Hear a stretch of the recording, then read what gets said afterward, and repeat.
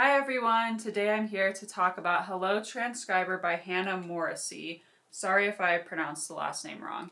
But Hannah Morrissey is a police transcriber, or was a police transcriber. I don't know if she still is. But she based this book off of her experiences as a police transcriber. To be honest though, and I'm just going to come out, I did not like this book. I read about it in a little library magazine while I was waiting for some friends or something at the library, flipping through it. They review books or whatever. And this was in there and it sounded really good because it's about a transcriber that gets involved in a police case, but really what it seemed like to me was a book about a transcriber who has a crush on the police officer who's actually working on the case, and her having an affair with him because her husband is an a-hole. So her husband's abusive, and she has this weird schoolgirl crush on, the handsome, dashing detective, and then gets involved because she's having an affair with him, and it mostly described how handsome he looked. I get it, but it was just too much. Every time she was with him, it was talking about how she wanted to run her fingers over his knuckles or down his back or on his shoulder and his hair. And I was like, yeah, we get it. She has an obsession with him. That's probably not healthy. And so it's not, in my opinion, it wasn't really about the case at all. It was about her having this dumb crush on this guy who she doesn't know and them sleeping together. Honestly, that's what it felt like to me. I was not interested in it. The characters seemed underdeveloped. The main character, Hazel, keeps talking about her dad and how much she loved the place where she grew up. But when she finally goes back there to see him after she leaves her a-hole husband, she is there for 3 paragraphs in the book, and then she's back away with her sister, another underdeveloped character. And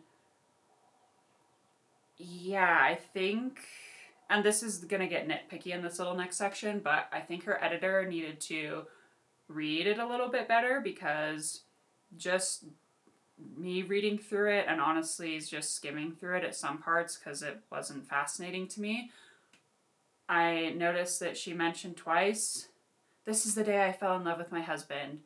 And it was 2 different days, 2 different, completely different instances. I remember when I fell in love with him or whatever. And I get it. You can fall in love with someone over and over again, He did this for me. It made me love him. Reminded me of all the good times, things like that. But this was portraying it as the day she actually fell in love with her husband, who is now an a-hole.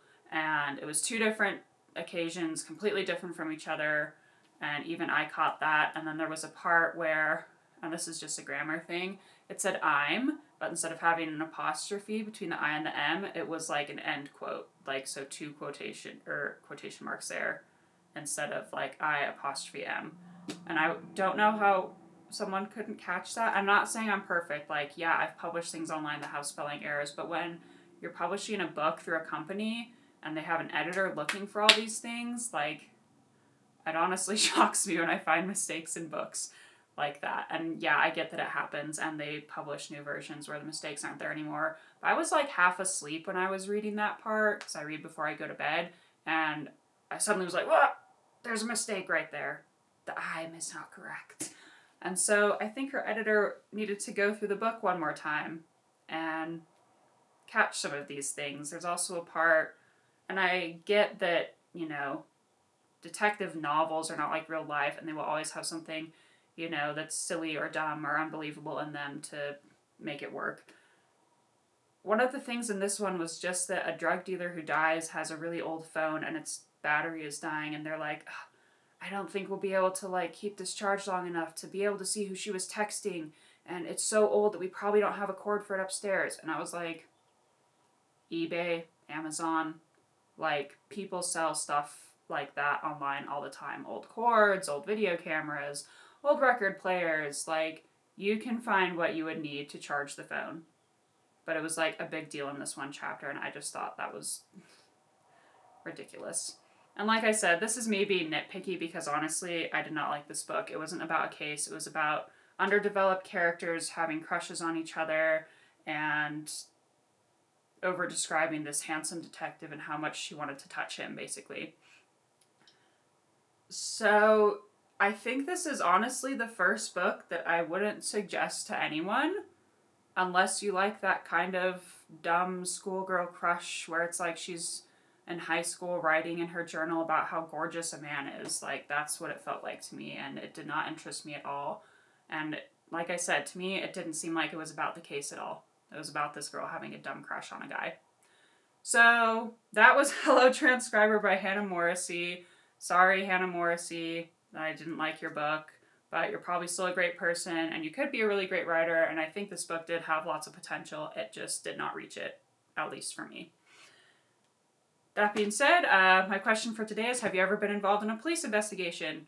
And my answer is no, I have never been involved in a police investigation. Obviously, if you have and you can't talk about it, please don't comment. But if you have and just want to say yes or no, that's totally fine. Yeah, that's that. This was Hello Transcriber by Hannah Morrissey. Like I said, wouldn't suggest it. But, you know, to each their own. Thank you for watching. Please subscribe if you like my book reviews. Leave a comment down below. Give us a like. And have a great day.